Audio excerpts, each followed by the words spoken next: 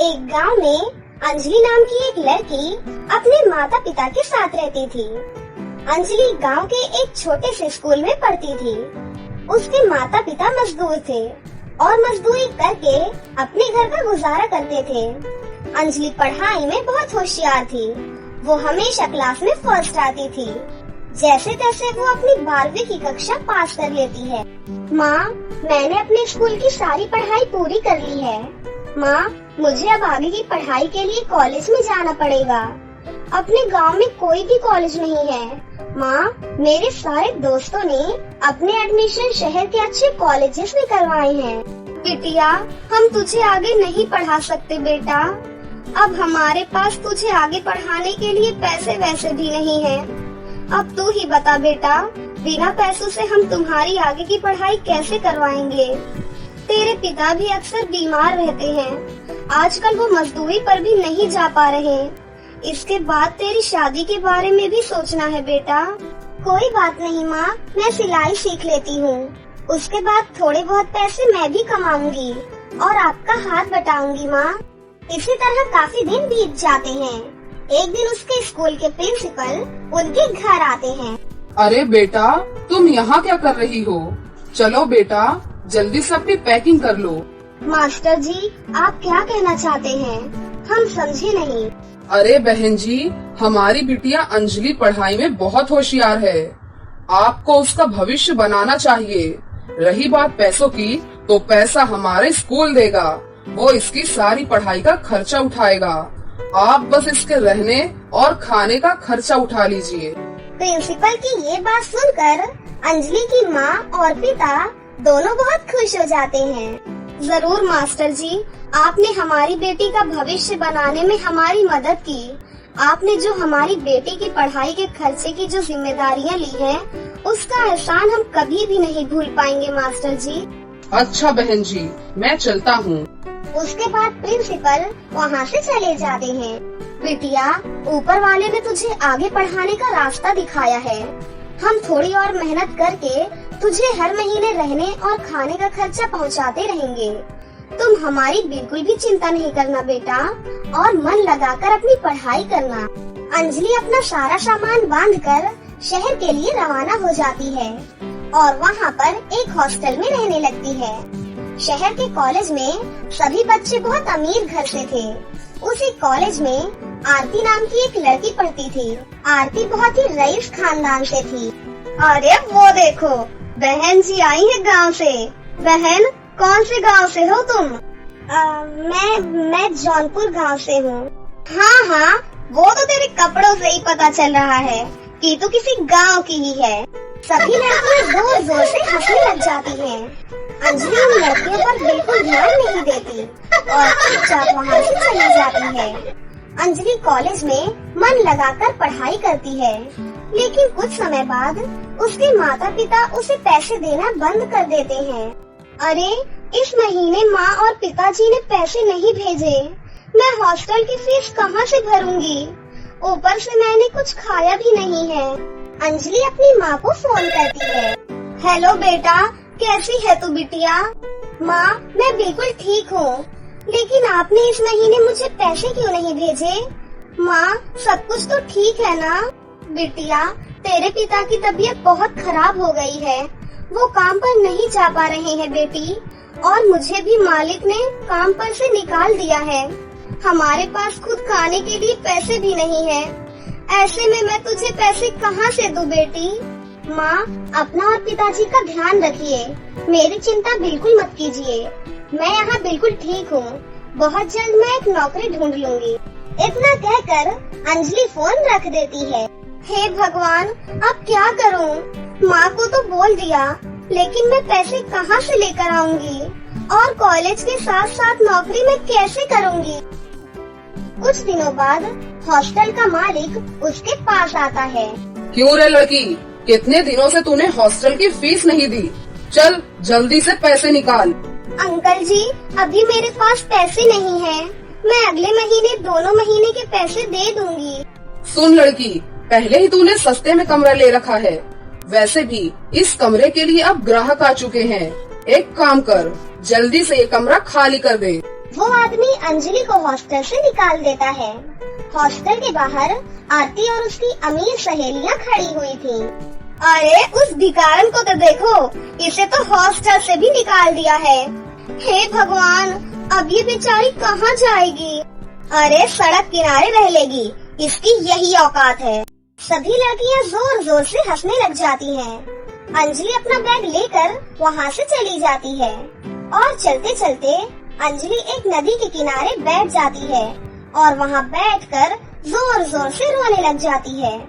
उस नदी में सोना नाम की एक जल परी रहती थी जो बेसहारा बच्चों की मदद करती थी।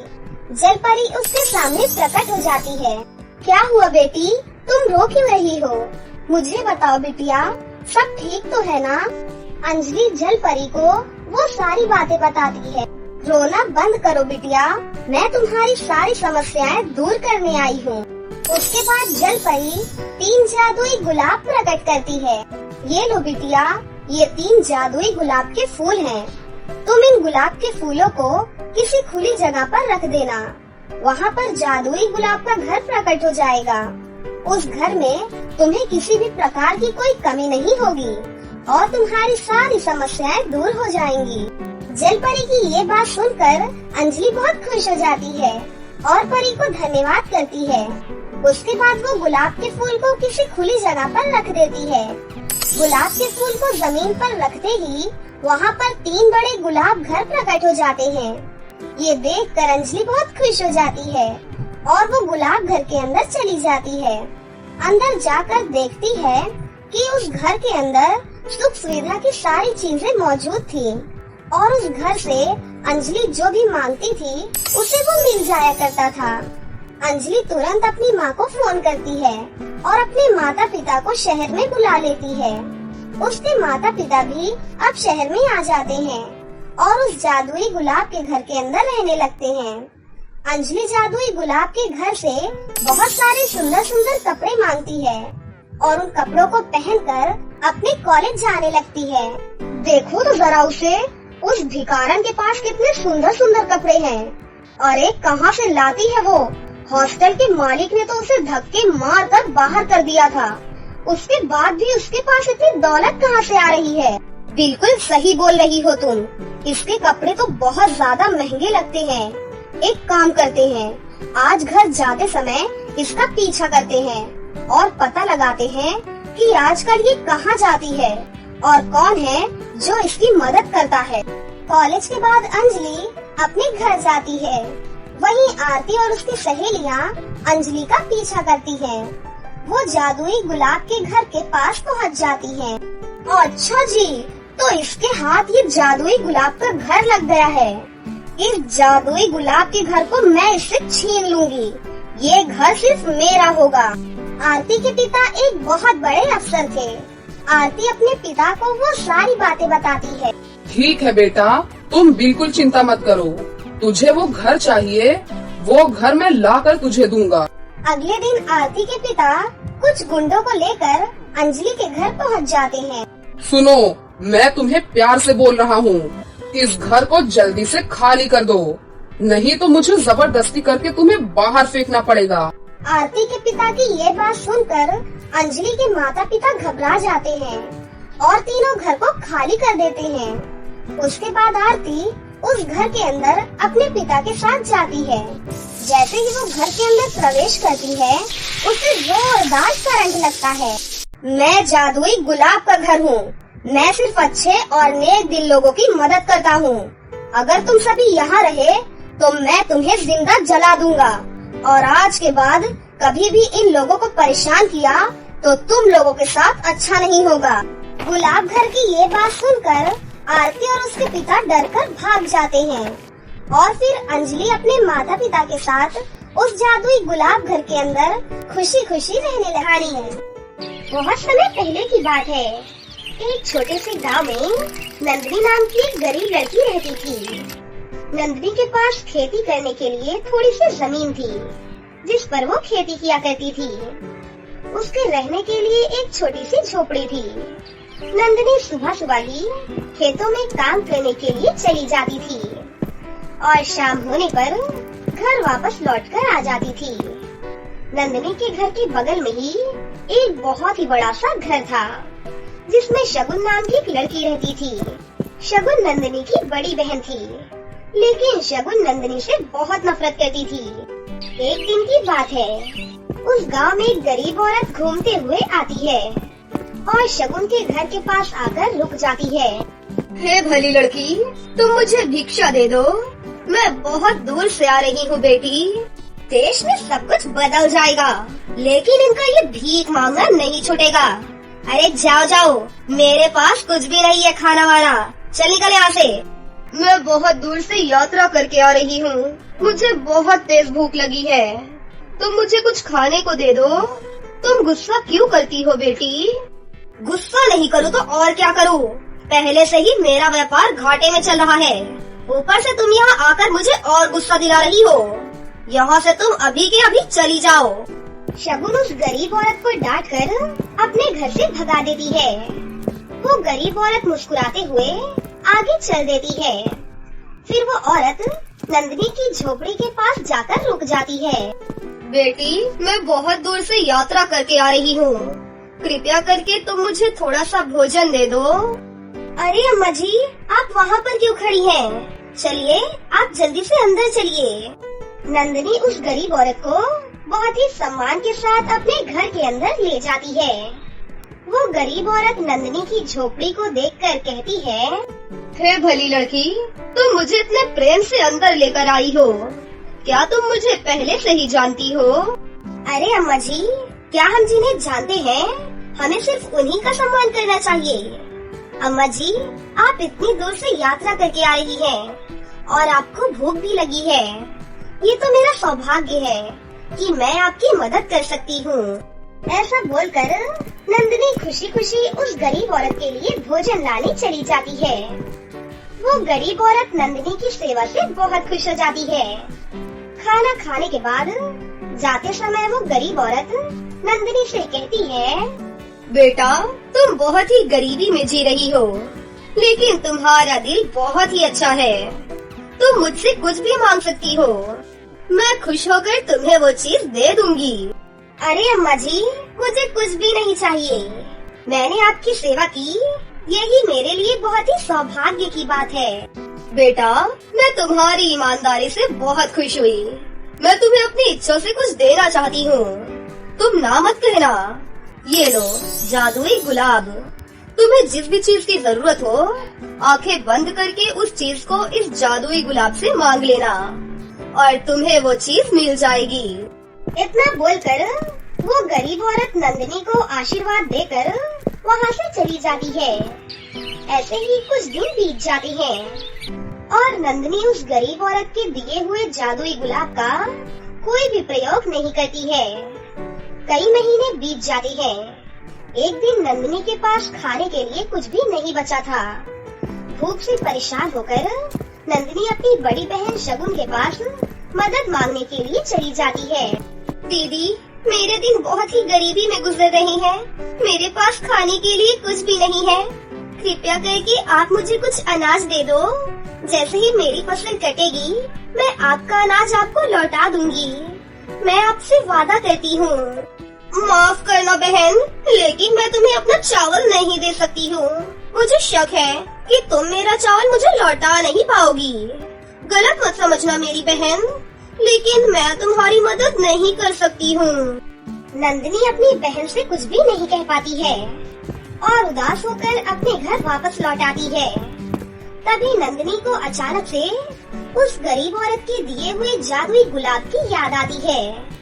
तब नंदिनी उस गुलाब से कहती है, हे जादुई गुलाब, आज मैं बहुत ही भूखी हूँ, कृपया करके तुम मुझे कुछ खाने को दे दो।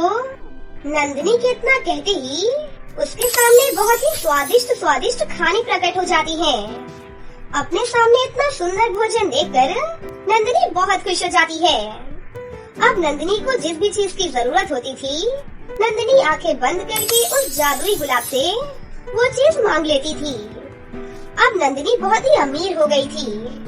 जब शगुन नंदिनी को इतना अमीर देखती है, तब वो उसके घर जाकर उससे कहती है, अरे बहन नंदिनी, तुम इतनी अमीर कैसे हो गई? क्या तुम कोई जादुई मंत्र जानती हो क्या? अरे दीदी, आप ये कैसी बातें पूछ रही हो? कल तक तो तुम बहुत ही गरीब थी, अचानक इतनी अमीर कैसे हो गई? ये सब उन गरीब अम्मा जी के जादुई गुलाब के कारण हुआ है। एक दिन की बात है, अम्मा जी मेरे घर आई थी और उन्होंने मुझे खाना खिलाने के लिए कहा था। मैंने उन्हें खाना खिलाया तो अम्मा जी मेरे व्यवहार से बहुत खुश हुई और मुझे एक जादुई गुलाब दे दिया कि मैं जो भी चाहूँ आंखें बंद करके उससे मांग सकती हूँ। पहले वो गरीब अम्मा मेरे यहाँ आई थी। ओहो, मैंने एक जादुई गुलाब गवा दिया। शगुन को अपनी गलती का बहुत पछतावा होता है और शगुन उदास मन से अपने घर वापस लौट जाती है। फिर उस दिन के बाद से नंदिनी हंसी खुशी अपनी जिंदगी जीने लगती है। बहुत समय पहले की बात है। एक बहुत ही सुंदर से राज्य में रानी पार्वती राज करती थी। रानी पार्वती बहुत ही सुंदर रानी थी। वो अपनी प्रजा को हमेशा खुशहाल रखती थी।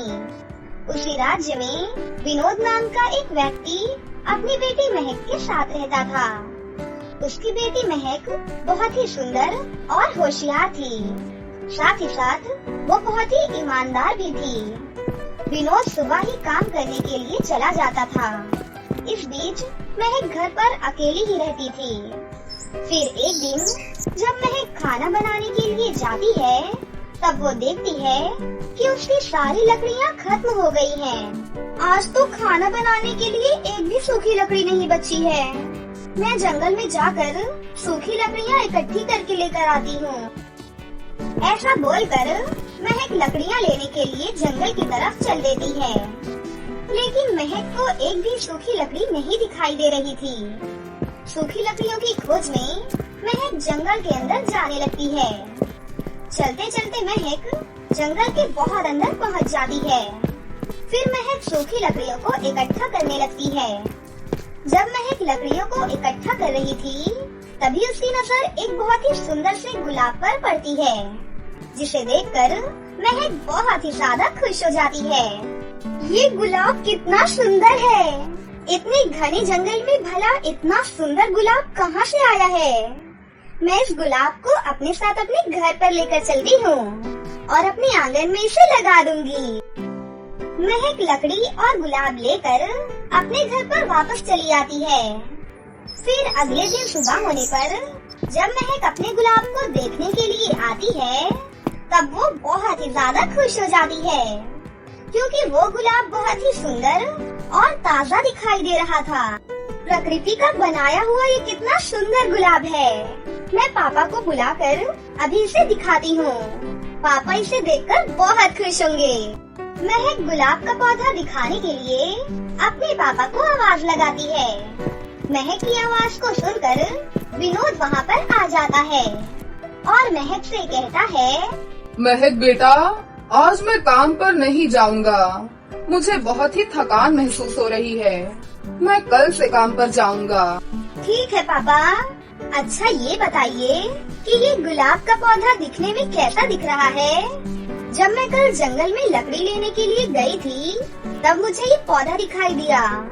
ये इतना सुंदर गुलाब का पौधा है, इसलिए मैं इसे घर पर लेकर चली आई। विनोद जैसे ही गुलाब की तरफ देखता है उसे भी गुलाब बहुत अच्छा लगता है और विनोद जैसे ही गुलाब को अपने हाथों में लेता है वो अपने आप को बहुत ही तरोताजा महसूस कर रहा था। ऐसा लग रहा था कि उसकी सारी थकावट दूर हो गई है। फिर विनोद कहता है, अरे बेटा, जैसे ही मैंने इस गुलाब को छुआ मैं अपने आप को बहुत ही अच्छा महसूस कर रहा हूँ। ऐसा लग रहा है कि मुझे कुछ हुआ ही नहीं है। मुझे कोई भी थकान महसूस ही नहीं हो रही है। कहीं ये गुलाब कोई जादुई गुलाब तो नहीं है? क्या सच में पापा? जैसे ही आपने इस गुलाब को छुआ तो आपकी सारी थकावट दूर हो गई। मुझे तो अब लगता है कि ये जादुई गुलाब ही है। लगता है ये जादुई गुलाब सभी बीमारियों को ठीक कर सकता है।